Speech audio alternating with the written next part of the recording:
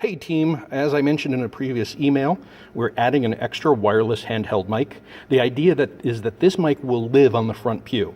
And so if Pastor Jack, for example, is interjecting during worship with a word, or if we have someone else giving a word or a special guest or something, we don't have to wait to get the attention of somebody on the worship team to give up their microphone. So now we're going to have this microphone that, again, it's going to be on the front pew. So whoever is turning on the sound system for the beginning of the morning or a special event, please, it's going to be your responsibility to make sure that this gets batteried up and put on the front pew, because it's not something that Sarah and the worship team are necessarily going to think of. And I don't know if you can tell on the camera here, this is actually gray. I ran out of colors of tape, so we've got gray. I gave it a double band, so it should be distinguishable from white, hopefully. But again, knowing that it's on the front pew and that's where it's going to live shouldn't make it too hard to figure out which microphone's coming up. Okay, so we did have some challenges here. So, of course, this is where we pull up the board. Here's all our DCAs, you know, with where it's our master for our drums and for our instruments and guitars and everything. And then we have our two layers with drums, piano, guitar, our other layer with the keyboard and all the microphones and everything. Didn't really have anything open here.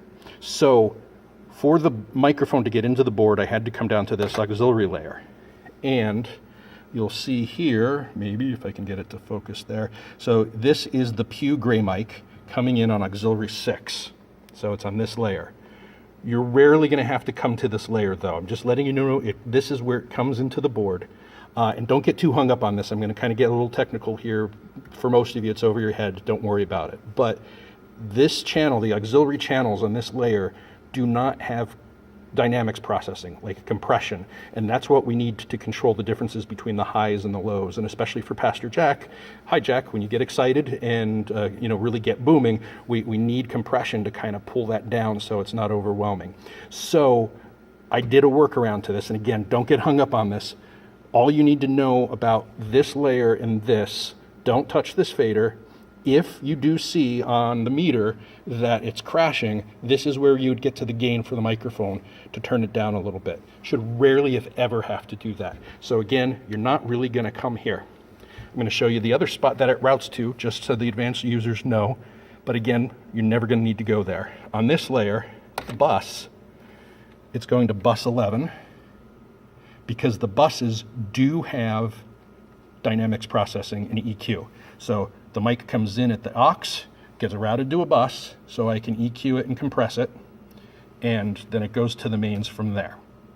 So, though, there was one other challenge as far as kind of everyday use. Normally we're on these two layers, drums, guitars, all the vocals, keyboards. Then there's this third layer, kind of inconvenient to jump down here and turn on this new Pew mic while also maybe having to bring up some of these other mics, or a lot going on there at once. So I wanted a way to be able to unmute and control the volume of that without having to jump down to this third layer and lose access to the other layers. We do not have room in the mute groups to add it there. So here's what I did. If we come up to those DCAs, which is the layer that comes up by default, again with drums, instruments, guitars, over here, I have added the Pew gray mic, and you see the default is that's coming up muted there. So this is where you're going to mute and unmute that Pew mic when you see Pastor grabbing it. And this is also where you're going to ride the volume fader.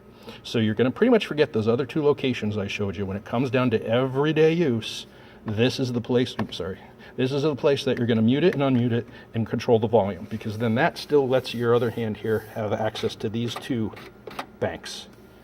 So I hope that covers everything back here at the board. And just a couple of things to note here. We now have a battery spot for the gray mic. There's no more room in this drawer. So let's keep it up here along with the pastor mic, because that should remind you when you're pulling out the pastor mic to put the Pew mic out also. A couple other things to note real quick. Here is the receiver. So, if you ever have a problem where the mic is turned on and the board's on and you're not getting any signal and you can't figure out why, make sure that this puppy is powered up here. And just for reference, cable comes out of there and it plugs down into the Behringer rack here into aux 6, and it's labeled. And that's it. Thank you, everybody.